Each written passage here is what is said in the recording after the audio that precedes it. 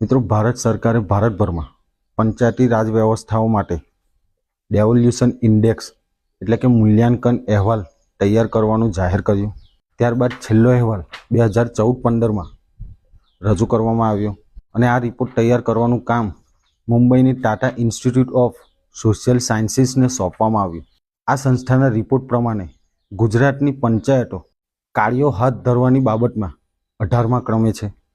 Infrastructure, governance અને ટ્રાન્સપરન્સીમાં એટલે કે માળખાકીય સુવિધા, શાસન અને પારદર્શિતામાં 11મા ક્રમે છે. કર્મચારીઓ દ્વારા થતા કામોની બાબતમાં 19મા ક્રમે છે. કામો માટે પંચાયતમાં રૂપિયા અને નાણાંની વહેંચણીની બાબતમાં 11મા ક્રમે છે.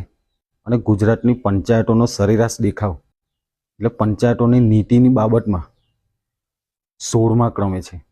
કુલ મળીને ગુજરાતની પંચાયતો જે રાજ્યો સાથે હંમેશા સ્પર્ધામાં રહે છે, જેમ કે રાજસ્થાન, મધ્યપ્રદેશ અને મહારાષ્ટ્ર જેવા રાજ્યો બીજા, ત્રીજા અને 5મા ક્રમ પર છે.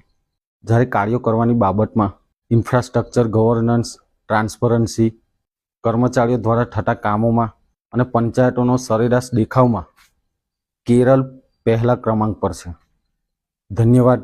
જય હિન્દ, જય ભારત.